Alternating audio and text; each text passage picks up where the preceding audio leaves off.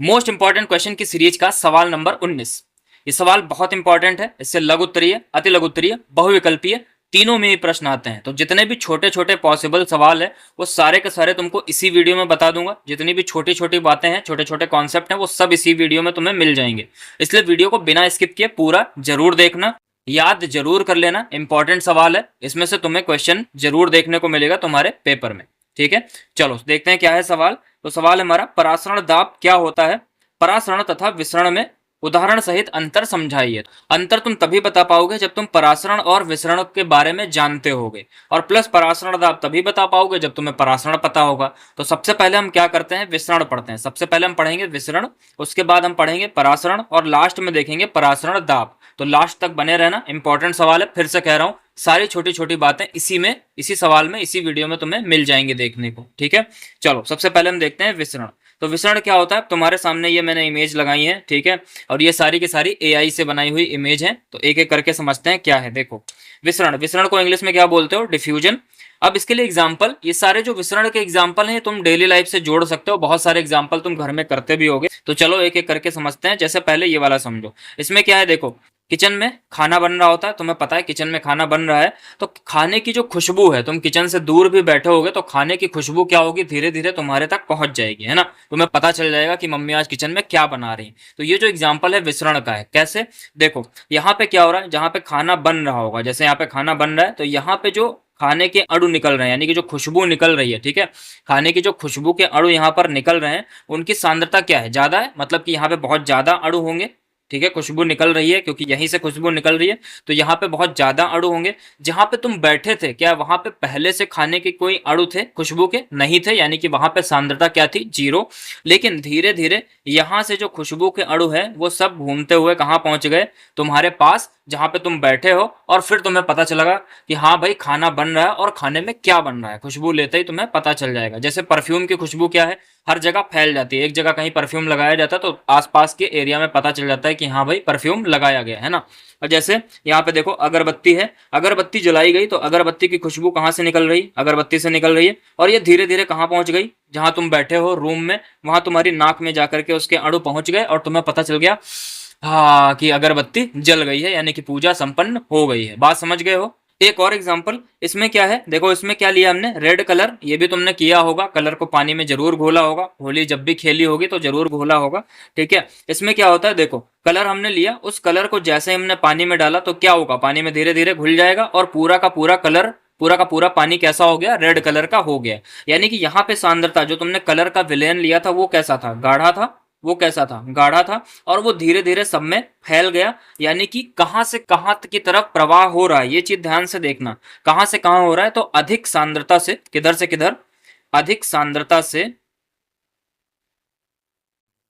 अधिक सांद्रता से कम सांद्रता की ओर, कम सांद्रता की ओर। ये सब मैंने लिख दिया है तो लिखने की जरूरत नहीं है, लास्ट में तुम्हें दिखा दूंगा, सारी चीजें लिखी हुई हैं, स्क्रीनशॉट ले लेना। तो क्या हुआ, अधिक सांद्रता से कम सांद्रता की ओर अणुओं का जो प्रवाह हो रहा है, ये उसको हम क्या बोलते हैं, अणुओं का प्रवाह क्या कहलाता है, विसरण कहलाता है। ठीक है, अणुओं का प्रवाह विसरण कहलाता है। फिर से बता दे रहा हूं, अधिक सांद्रता, जहां पे खुशबू हुई, उत्पन्न हुई, वहां पे सांद्रता क्या है, बहुत सारे खुशबू के अणु हैं, और वो धीरे धीरे कहां फैल गए, सब जगह फैल गए। तो उसको क्या बोलेंगे, अधिक से किधर जा रहे हैं, वो कम सांद्रता की ओर जा रहे हैं। क्या हो गया, वो अधिक से कम सांद्रता की ओर अणुओं का प्रवाह। जैसे यहाँ पे अगरबत्ती की खुशबू सब जगह फैल जा रही है। जैसे मान लो किसी के घर में नॉनवेज बन रहा है, और तुम उसके घर से अगर सामने से निकलो तो तुम्हें पता चल जाएगा कि हाँ आज इसके घर में नॉनवेज बन रहा है। क्यों? क्योंकि वो खाने की खुशबू तुम तक भी पहुंच जाएगी। बात समझ गए हो? तो अधिक से कम सांद्रता की ओर जो अणुओं का प्रवाह हो रहा है उसको हम क्या बोलते हैं, विसरण बोलते हैं। आई होप समझ गए होगे। अब हम अगले पे चलते हैं। दूसरा हमारा क्या है, परासरण। इसको भी तुमने अपनी डेली लाइफ में देखा होगा। ठीक है, चने भिगो करके खाए होंगे, या किशमिश को पानी में जरूर भिगोया होगा, और वो थोड़ी देर के बाद तुम्हें फूली हुई मिली होगी। इसमें क्या होगा, जो अणुओं का प्रवाह है वो कम सांद्रता से अधिक सांद्रता की ओर होगा, यानी कि ये विसरण का जस्ट उल्टा होता है। ठीक है, ध्यान से देखो, इसमें क्या करते हो, पहले एग्जाम्पल से समझ लो। तुमने पानी में भिगोया होगा क्या, रेजिन। रेजिन का मतलब क्या है यहाँ पर, किशमिश। ठीक है, resin water, resin in water क्या लिखा हुआ है, इसका मतलब किशमिश तुमने जब पानी में डाली, कुछ देर के बाद देखते हो तो तुम्हें वो किशमिश कैसी मिलती है, फूली हुई मिलती है। ऐसे ही चने तुम भिगोते होगे, छोले बनाते हो तो छोले भिगोते होगे पानी में, और उसके बाद वो छोले तुम्हें फूले हुए मिलते हैं, ठीक है, चने तुम्हें फूले हुए मिलते हैं। तो ये जो चीज हो रही है इसको हम क्या बोलते हैं, परासरण। कैसे हो रही है चलो देखते हैं। इसके लिए क्या कि देखो रेजिन, अब इसको मैं थोड़ा सा बड़ा करके बना रहा हूँ। रेजिन यानी कि मान लो ये किशमिश है, ठीक है, ये छोटी सी किशमिश है, ये इस वाले इमेज को मैंने यहाँ पे बनाया है, ठीक है, ये छोटी सी किशमिश है। अब किशमिश के अंदर क्या होगा, कुछ ना कुछ भरा होता है, मीठा सा एक लिक्विड भरा होता है, ठीक है, मीठा सा एक लिक्विड भरा होता है, द्रव पदार्थ होता है। इसको मैंने किस में डाला, एक ग्लास में डाला, और ग्लास में हमने क्या भर रखा है, शुद्ध जल। क्या भर रखा है, ध्यान से देखो, शुद्ध जल। ग्लास के अंदर क्या है, शुद्ध जल। और किशमिश, किशमिश के अंदर क्या होता है, तुम्हें पता है किशमिश मीठी मीठी लगती है, उसके अंदर कुछ ना कुछ मीठा लिक्विड भरा होता है, यानी कि शक्कर मिली होगी या फिर ग्लूकोज, जो भी तुम समझ लो, यानी उसके अंदर कुछ ना कुछ मिला होता है। तो ये क्या है, शुद्ध जल। अब शुद्ध जल में क्या कुछ मिला हुआ है, कुछ नहीं मिला हुआ, ये बिल्कुल प्योर है, यानी कि यहाँ पे सांद्रता क्या है, कम है। इसकी अगर अंदर की बात करो तो इसकी सांद्रता क्या है, अधिक है। इसकी सांद्रता क्या है, अधिक है। अंदर तुम्हें एक गाढ़ा सा पदार्थ देखने को मिलता है, यानी कि वहां पे गाढ़ापन ज्यादा है, यानी कि वहां पे सांद्रता क्या है, अधिक है। एम आई राइट, वहां पे सांद्रता अधिक है और बाहर सांद्रता कम है। जब कुछ देर के बाद देखते हो तो क्या होता है, इसके अंदर पानी के अणु जो होते हैं, इसके अंदर पानी के अणु घुस जाते हैं। और जब पानी के अणु घुस जाते हैं तो यही तुम्हें कैसा दिखाई देता है, यही तुम्हें फूला हुआ दिखाई देता है, ठीक है, यही तुम्हें फूला हुआ दिखाई देता है, फूल जाता है। तो क्या होगा, कम सांद्रता से, यानी कि कहां से, देखो कम सांद्रता थी यहाँ पे, कम सांद्रता से कहां, अधिक सांद्रता की ओर। कम सांद्रता से अधिक सांद्रता की ओर अणुओं का प्रवाह हो रहा है, और इसी अणुओं के प्रवाह को हम क्या बोलते हैं, परासरण। समझ गए होगे।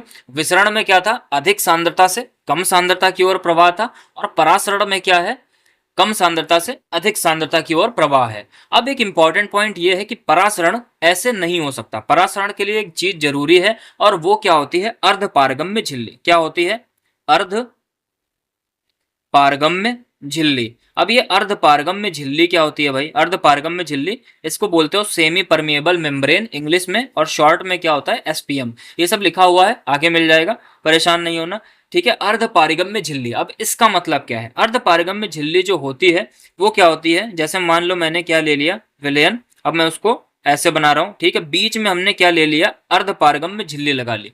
अर्ध पारगम्य झिल्ली एक ऐसी झिल्ली होती है जो केवल और केवल विलायक के अणुओं को ही अपने आर पार जाने देती है, और किसी के अणुओं को नहीं। कहने का मतलब, जैसे मान लो अगर लिखा होता पारगम्य झिल्ली तो वो सारे के सारे अणुओं को पास कर देती। अगर लिखा होता अपारगम्य झिल्ली तो इसका मतलब वो किसी को भी आर पार अपने नहीं जाने दे रही है। लेकिन यहाँ पे क्या लिखा हुआ है, अर्ध पारगम्य झिल्ली, इसका मतलब ये केवल और केवल आधी चीज को जाने देगी। आधी चीज में भी क्या, किसको, विलायक के अणुओं को ही अपने आर पार जाने देगी। किसको, फिर से लिख दो, फिर से देख लो, विलायक के अणुओं को, केवल और केवल किसको, विलायक के अणुओं को ही अपने आर पार ये जाने देगी। कहने का मतलब, अब ध्यान से समझो परासरण की क्रिया को, अब यहाँ पे ध्यान से समझो। एक तरफ हमने क्या भर दिया, बहुत ही गाढ़ा सा सॉल्यूशन, एक तरफ हमने क्या भर दिया, बहुत ही गाढ़ा सा सॉल्यूशन। इसमें हमने मान लो मिला दी है चीनी। कौन सा सॉल्यूशन है ये, चीनी और पानी का सॉल्यूशन है, ठीक है।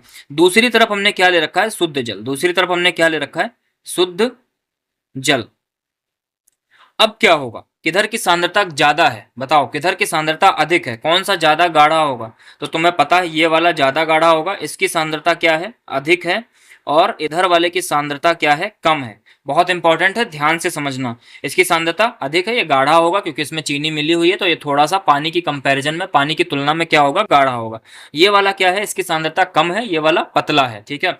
अब क्या होगा, ये बीच में हमने क्या लगा दी, अर्ध पारगम्य झिल्ली। बीच में क्या है, अर्ध पारगम्य झिल्ली, शॉर्ट में क्या लिख दिया हमने, एसपीएम। अब क्या होगा, किसके अणुओं का प्रवाह और किधर से किधर की ओर। कुछ देर के बाद जब हमने देखा तो कुछ देर के बाद ये होगा कि यहाँ पे जितना हमने भरा था उसमें वो थोड़ा सा बढ़ा हुआ तुमको मिलेगा। मतलब इधर का जो लेवल है वो क्या होगा, थोड़ा सा बढ़ जाएगा। और वो क्यों बढ़ गया होगा, वो इसलिए बढ़ गया होगा क्योंकि यहाँ से जो पानी के अणु हैं वो सब कहाँ पहुंच रहे हैं, इधर से इधर की ओर पहुंच रहे हैं, ठीक है, इधर से इधर की ओर पहुंच रहे हैं। कहां से कहां, कम सांद्रता से अधिक सांद्रता की ओर पहुंच रहे हैं। किसके अणु, विलायक के अणु। और यहां पर विलायक कौन है, जल, ठीक है। तो जल के अणु कम सांद्रता से अधिक सांद्रता की ओर पहुंच जाते हैं, और इसी प्रक्रिया को हम क्या बोलते हैं, परासरण। ये तभी होगा जब बीच में क्या लगी होगी, अर्ध पारगम्य झिल्ली। अगर अर्ध पारगम्य झिल्ली नहीं है तो फिर परासरण की क्रिया नहीं होगी, ठीक है। ये सब पूछा गया है कि पविकल्पी में पूछा गया है कि परासरण की क्रिया के लिए क्या आवश्यक है, और उसमें एक टिक लगाने को आएगा। तो तुम्हें टिक लगाना होगा किस पे, अर्ध पारगम्य झिल्ली पे, ठीक है। चलो अब ये जो अर्ध पारगम्य झिल्ली है इसको ध्यान से एक बार कर लेते हैं, फिर हम पहुंचते हैं परासरण और विसरण में क्या अंतर है उस पे। समझ गए होगे? चलो देखते हैं अर्ध पारगम्य झिल्ली क्या होती है। सबसे पहले अर्ध पारगम्य झिल्ली क्या बोलते हो? सेमी परमिएबल मेम्ब्रेन, सब कुछ लिखा हुआ है, एक बार पढ़ लो, उसके बाद अपना लिख लेना स्क्रीनशॉट लेकर के। शॉर्ट में क्या बोलते हो? SPM. SPM semi permeable membrane. तो वह झिल्ली जो केवल और केवल किसके अणुओं को? विलायक के अणुओं को अपने आर पार जाने दे, लेकिन विलेय के अणुओं को नहीं, अर्ध पारगम्य झिल्ली कहलाती है। ध्यान से सुन लो, किसके अणुओं को? विलायक के अणुओं को अपने आर पार जाने देती है, लेकिन विलेय के अणुओं को अपने आर पार नहीं जाने देती। ठीक है, यह भी प्रश्न आया है बहुविकल्पी में कि अर्ध पारगम्य झिल्ली किसके अणुओं को अपने आर पार नहीं जाने देती, तो इस चीज को जरूर देखना, विलेयक के अणुओं को अपने आर पार नहीं जाने देती, अर्ध पारगम्य झिल्ली कहलाती है। अब ये दो प्रकार की होती है, या तो प्राकृतिक होगी या फिर कृत्रिम होगी। ये जो प्राकृतिक झिल्ली है ये तुमने देखा होगा, कहाँ देखा होगा? चने या जितने भी चने हैं, ठीक है, छोले हैं, इन सब के ऊपर एक छोटी सी झिल्ली परत, पतली सी, बहुत ही पतली सी एक झिल्ली चढ़ी होती है। जैसे तुमने देखा होगा उसमें प्याज में, प्याज के अंदर अगर कभी देखा होगा ध्यान से, तो प्याज के अंदर बहुत हल्की सी पतली पतली सी बिल्कुल परत होती है, ट्रांसपेरेंट, वही क्या होती है? अर्ध पारगम्य झिल्ली। तो जितने भी जंतु हैं, जितनी भी कोशिकाएं हैं, वनस्पति कोशिकाएं, उन सब के ऊपर एक आवरण चढ़ा होता है बहुत पतला सा, वो क्या होता है? अर्ध पारगम्य झिल्ली होता है। ठीक है, और दूसरा क्या है प्राकृतिक में? पार्चमेंट, सेलोफेन, या फिर जंतु एवं वनस्पति कोशिकाओं के आवरण। समझ गए होगे? दूसरा कृत्रिम। कृत्रिम का मतलब जो हमने बनाई है, जो मानव मेड है, जो ह्यूमन मेड है, उनमें क्या है? कॉपर फेरोसाइनाइड या फिर सेलुलोज नाइट्रेट आदि। अब कॉपर फेरोसाइनाइड का सूत्र एक दो बार पूछा गया है बहुविकल्पी में कि कॉपर फेरोसाइनाइड एक अर्ध पारगम्य झिल्ली है, इसका सूत्र निम्न में से क्या होता है? तो क्या सूत्र होता है याद रखना, Cu2FeCN6। Cu2FeCN6 जरूर याद रखना, इंपॉर्टेंट है, Cu2FeCN6। ठीक है, अगला हम करते हैं परासरण और विसरण में। अर्ध पारगम्य झिल्ली समझ गए होगे, देखना है कभी तो तुम प्याज के ऊपर हल्का सा निकाल करके देखना, जब प्याज को छीलोगे तो उसमें एक परत तुम्हें जरूर दिख जाएगी, प्याज को छीलोगे तो सफेद कलर की होती है परत, तुम्हें दिख जाएगी। चलो दूसरा आगे बढ़ते हैं, परासरण और विसरण में अंतर। अब अंतर करते हैं, तो देख लिया है तुमने, परासरण में अर्ध पारगम्य झिल्ली की आवश्यकता होती है, लेकिन विसरण में अर्ध पारगम्य झिल्ली की आवश्यकता नहीं होती है। परासरण में केवल और केवल किसके अणुओं का प्रवाह होता है? विलायक के अणुओं का प्रवाह होता है, जबकि विसरण में दोनों के अणु ही गति कर सकते हैं, विलेय और विलायक दोनों के अणु ही गति कर सकते हैं, भाग सकते हैं। ठीक है, तीसरा पॉइंट क्या है? अणुओं का प्रवाह किधर से किधर होता है? कम सांद्रता से अधिक सांद्रता की ओर होता है, जबकि उसमें विसरण में क्या होता है? अधिक सांद्रता से कम सांद्रता की ओर होता है। तुम एग्जाम्पल देख चुके हो। फिर विसरण जो परासरण जो क्रिया है वो केवल और केवल द्रवों में होती है, जबकि विसरण ठोस, द्रव और गैस तीनों में ही हो सकता है। परासरण को दाब लगा करके रोका जा सकता है, जबकि विसरण को दाब लगा करके रोका नहीं जा सकता है।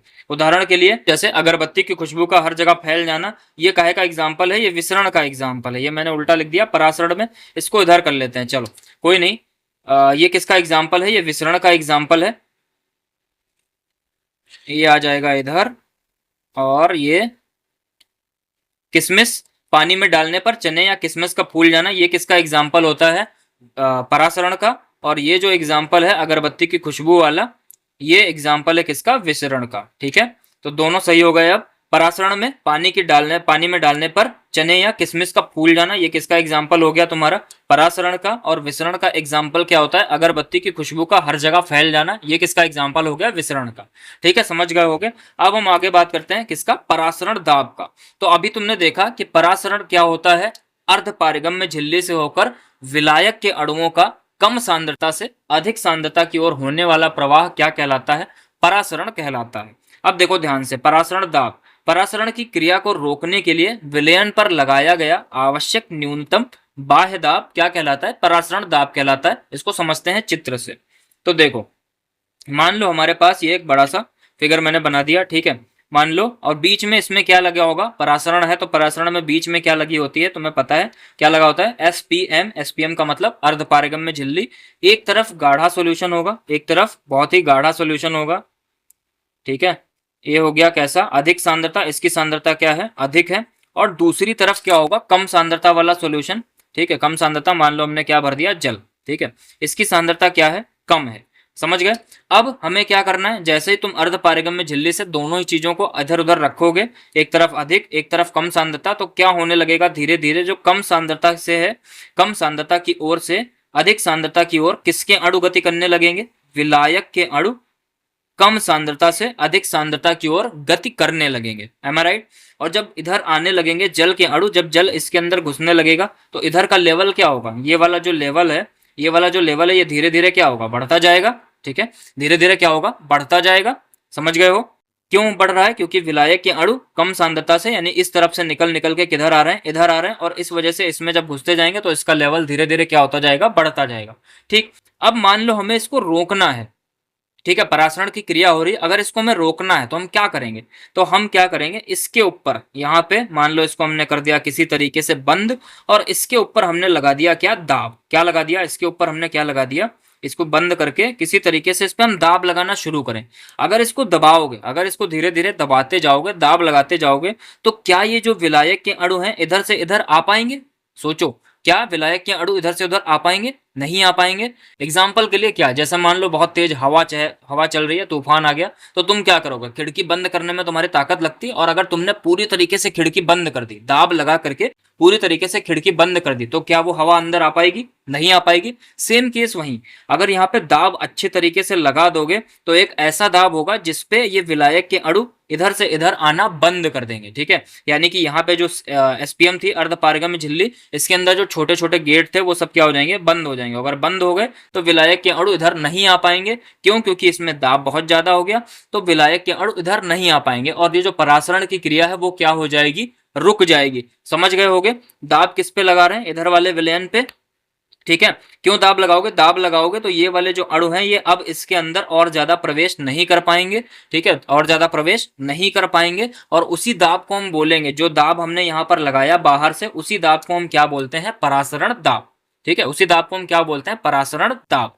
समझ गए होगे? परासरण दाब क्या होता है? वह दाब जिसपे परासरण की क्रिया क्या हो गई? रुक गई। मतलब दाब लगा के जो तुमने खिड़की बंद कर दिया ताकि हवा अंदर ना सके, तो वो जितना तुमने दाब लगाया उसी दाब को क्या बोलोगे? परासरण दाब। समझ गए हो? चलो, अगर मान लो परासरण, अब एक और पॉइंट है यहाँ पे, अगर मान लो परासरण दाब से अधिक हम दाब लगाते हैं, मान लो परासरण दाब से क्या ज्यादा दाब लगा दोगे, तो क्या होगा? परासरण दाब से ज्यादा लगाओगे तो इसके अंदर जो जल के अणु हैं, ध्यान से देखो, वैसे ये अगले टॉपिक में आएगा। अगला क्या है? प्रतिलोम परासरण, उसमें ये आएगा। ठीक है, उसमें फिर से बताऊंगा, लेकिन यहाँ पे थोड़ा सा समझ लो। अगर इस पे और ज्यादा दाब लगा दोगे, तुमने परासरण की क्रिया को बंद कर दिया, लेकिन इस पे अगर और ज्यादा दाब लगा दोगे तो इसमें का जो पानी है, इसमें का जो जल के अणु है, वो निकल निकल करके उल्टा इधर जाने लगेगा। ठीक है, वो निकल निकल करके इधर जाने लगेगा, यानी कि जो परासरण की क्रिया है वो क्या हो जाएगी? जस्ट उल्टा हो जाएगी, विपरीत हो जाएगी, और उसी को बोलते हैं क्या? प्रतिलोम परासरण। वो अगले वीडियो में देखेंगे।